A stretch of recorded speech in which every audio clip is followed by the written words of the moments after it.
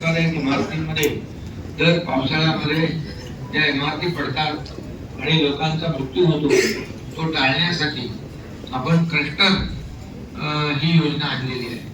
आणि क्लस्टर योजना ही जर पुढच्या मीटिंग मला वाटते यावेळेस आपण त्याचं प्रेझेंटेशन दाखवायला पाहिजे, नेक्स्ट मीटिंग मध्ये दाखवा.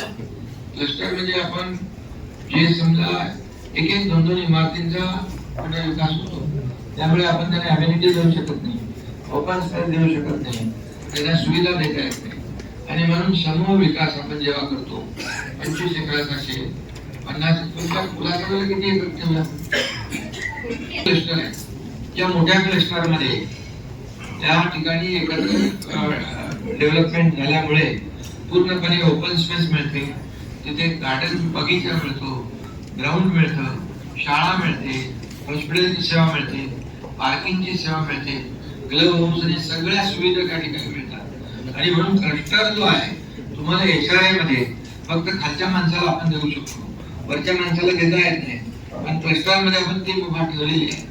जेवढे लोक आपण तिथे अस्तित्वात राहतात त्या सर्वांना घरं देता येतात. आणि त्यामुळे सर्व कलेक्टर तुम्ही थोडं याचा क्लस्टरचं थोडा रिव्ह्यू घ्या महापालिका मध्ये, कारण दर पावसाळ्यामध्ये आपल्याला त्याचा पर्याय नसतो. आपण त्यांना नोटीस देतो, तर तुम्ही नोटीस देऊन खाली करा. कुठेतरी आपण हॉलमध्ये शाळांमध्ये त्यांची टेम्पररी व्यवस्था करतो. हे क्लस्टर एक परमनंट सोल्युशन आहे.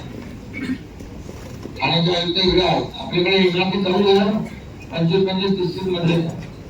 त्यामुळे या ठिकाणी सर्व ज्या ठिकाणी धोकादायक इमारती आहेत या सर्व इमारतींच्या साठी ही क्लस्टर योजना जी आहे ही लोकांच्या फायद्याची योजना आहे. त्याच्यामध्ये क्षेत्रफळ पण जास्त आहे, एम्युनिटी सगळं आहे.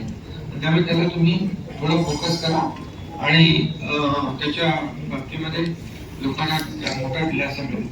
मला वाटतं सर्व विषयांची चर्चा आपली झालेली आहे.